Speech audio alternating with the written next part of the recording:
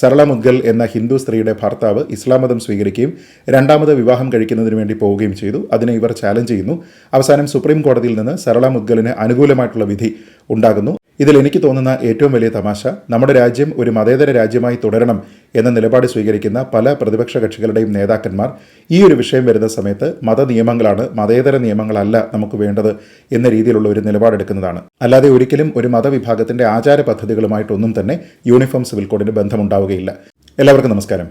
ഈ സ്വാതന്ത്ര്യദിനത്തിൽ നമ്മുടെ പ്രധാനമന്ത്രി അദ്ദേഹത്തിന്റെ പ്രസംഗത്തിൽ ഒരു സെക്യുലർ സിവിൽ കോഡ് ഉണ്ടാകുന്നതിനെപ്പറ്റി ആവർത്തിച്ചു. ഇത് വലിയൊരു ആവശ്യകതയാണ് എന്ന രീതിയിൽ BJP പലപ്പോഴും പറയാറുണ്ട്. അത് അവരുടെ തെരഞ്ഞെടുപ്പ് ക്യാമ്പയിനിൽ മാനിഫെസ്റ്റോയുടെ ഭാഗമായിട്ടൊക്കെ തന്നെ അവർ ഉപയോഗിച്ചിട്ടുമുണ്ട്.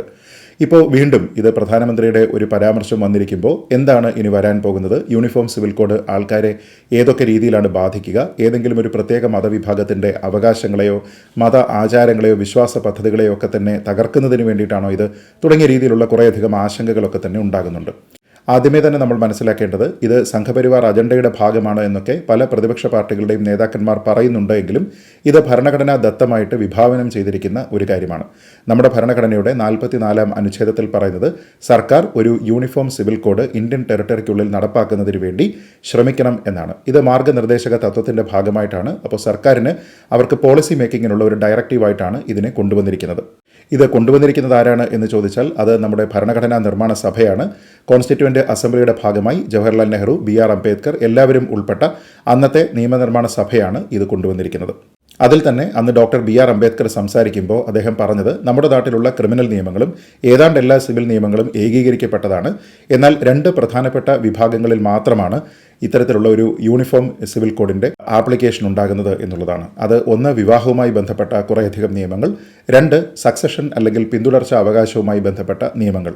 നമ്മളൊന്ന് ആലോചിച്ച് നോക്കിക്കഴിഞ്ഞാൽ ഈ യൂണിഫോം സിവിൽ കോഡ് അഡ്രസ്സ് ചെയ്യാൻ ഉദ്ദേശിക്കുന്ന ചില പ്രധാനപ്പെട്ട കാര്യങ്ങൾ, 1 വിവാഹ പ്രായം എന്ന് പറയുന്നത് ഏകീകരിക്കപ്പെടുക എന്നുള്ളതാണ്. വിവാഹം എന്നത് രജിസ്റ്റർ ചെയ്തിരിക്കുക എന്നുള്ളതാണ്.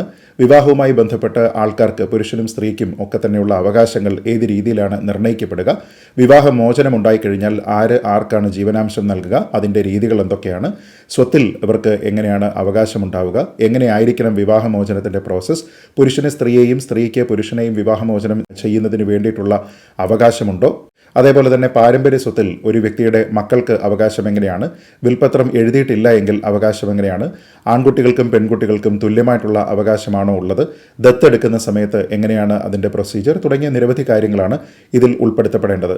അപ്പോൾ നമ്മളൊന്ന് ആലോചിച്ച് നോക്കിക്കഴിഞ്ഞാൽ ഇതിനൊക്കെ തന്നെ മതപരമായിട്ടുള്ള നിയമങ്ങൾ പലപ്പോഴും ഉണ്ട് എങ്കിലും അതൊന്നും തന്നെ മതവിശ്വാസത്തിനെയോ ആചാരത്തിനെയോ ബാധിക്കുന്ന കാര്യങ്ങളല്ല. ഉദാഹരണത്തിന് ഒരു വ്യക്തിയുടെ വിവാഹം ഏത് രീതിയിൽ നടക്കണമെന്നോ, അതിൽ താലികെട്ട് നിർബന്ധമാണോ അല്ലയോ, വിളക്ക് കൊളുത്തിവെക്കണോ വേണ്ടയോ, ഏതെങ്കിലും പ്രത്യേക രീതിയിലുള്ള മതാചാരപ്രകാരമുള്ള വിവാഹ വസ്ത്രങ്ങൾ ധരിക്കണോ വേണ്ടയോ, ഈ കാര്യങ്ങളെ ഒന്നും തന്നെ യൂണിഫോം സിവിൽ കോഡ് ബാധിക്കുന്നതേയില്ല. നേരെ മറിച്ച് ഒരു വിവാഹം അവിടെ നടക്കുമ്പോൾ ആ വിവാഹത്തിൽ ഏർപ്പെടുന്ന ആൾക്കാരുടെ പ്രായം എന്തായിരിക്കണം, അതിൽ എങ്ങനെയാണ് വിവാഹം രജിസ്റ്റർ ചെയ്യേണ്ടത് തുടങ്ങിയ കാര്യങ്ങളുമായിട്ടൊക്കെ ബന്ധപ്പെട്ടിട്ടാണ് ഈ നിയമങ്ങളെല്ലാം തന്നെ പല പല കണ്ടീഷൻസും ലേ ഔട്ട് ചെയ്യുന്നത്. അല്ലാതെ ഒരിക്കലും ഒരു മതവിഭാഗത്തിൻ്റെ ആചാര പദ്ധതികളുമായിട്ടൊന്നും തന്നെ യൂണിഫോം സിവിൽ കോഡിന് ബന്ധമുണ്ടാവുകയില്ല. ഈ നിയമത്തിൻ്റെ ഒരു ഫൈൻ പ്രിൻ്റോ അതിൻ്റെ കരടോ പോലും ഇല്ലാതെ ഇതിങ്ങനെ ആയിരിക്കും എന്ന് പറയുന്നതിൻ്റെ പ്രധാനപ്പെട്ട കാരണം യൂണിഫോം സിവിൽ കോഡ് വിഭാവനം ചെയ്തിരിക്കുന്ന കോൺസ്റ്റിറ്റ്യൂവൻ്റ് അസംബ്ലിയിൽ ഉണ്ടായിരുന്ന പല പല രീതിയിലുള്ള ഡെലിബറേഷൻസ് മുതൽ പിന്നീട് ഇങ്ങോട്ട് പറഞ്ഞിരുന്നതെല്ലാം തന്നെ ഇത്തരത്തിലുള്ള ഏരിയകളെ മാത്രം അഡ്രസ്സ് ചെയ്യുന്നതിന് വേണ്ടിയിട്ടാണ് ഇവിടെ ഒരു യൂണിഫോം സിവിൽ കോഡ് ഉണ്ടാകുന്നത് എന്നാണ്. തന്നെയുമല്ല, പലപ്പോഴും പല കോടതി ആർബിട്രേഷനുകളുടെ ഒക്കെ ഭാഗമായിട്ട് സുപ്രീം കോടതി തന്നെ അന്ന് ഭരിക്കുന്ന സർക്കാരുകളോട് ഒരു യൂണിഫോം സിവിൽ കോഡ് തയ്യാറാക്കണം എന്ന് ആവശ്യപ്പെട്ടിരുന്നുവെങ്കിലും അതൊന്നും തന്നെ പാലിക്കപ്പെട്ടില്ല. ഉദാഹരണത്തിന് ഷാബാനോ കേസ് വളരെ വിവാദമായിട്ടുള്ള ഒരു കേസാണ്. ആ കേസ് ഉണ്ടായിരുന്ന സമയത്ത് അന്നത്തെ രാജീവ് ഗാന്ധി സർക്കാരിനോട് സുപ്രീം കോടതി ആവശ്യപ്പെട്ടതാണ് യൂണിഫോം സിവിൽ കോഡ് തയ്യാറാക്കണം എന്ന്. ഏതാണ്ട് 40 വർഷത്തിലധികം നീളുന്ന ഒരു ദാമ്പത്യമായിരുന്നു ഷാബാനുവിന് ഉണ്ടായിരുന്നത്.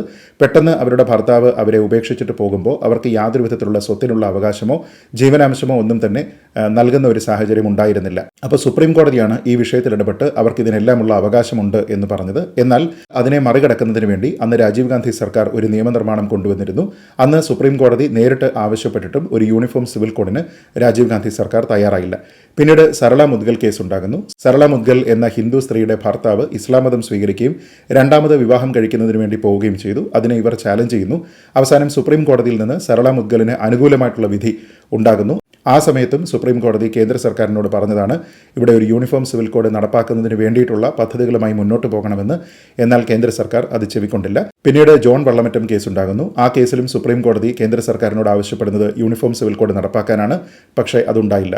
അങ്ങനെ നിരവധി തവണ നമ്മുടെ സുപ്രീം കോടതി തന്നെ ആവശ്യപ്പെട്ടിട്ടും ഒരു യൂണിഫോം സിവിൽ കോഡ് നടപ്പാക്കുന്നതിന് വേണ്ടി കേന്ദ്ര സർക്കാരുകൾ ശ്രമിച്ചിരുന്നില്ല.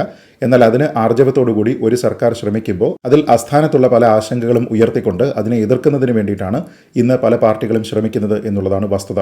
ഇതിൽ എനിക്ക് തോന്നുന്ന ഏറ്റവും വലിയ തമാശ, നമ്മുടെ രാജ്യം ഒരു മതേതര രാജ്യമായി തുടരണം എന്ന നിലപാട് സ്വീകരിക്കുന്ന പല പ്രതിപക്ഷ കക്ഷികളുടെയും നേതാക്കന്മാർ ഈ ഒരു വിഷയം വരുന്ന സമയത്ത് മതനിയമങ്ങളാണ്, മതേതര നിയമങ്ങളല്ല നമുക്ക് വേണ്ടത് എന്ന രീതിയിലുള്ള ഒരു നിലപാടെടുക്കുന്നതാണ്.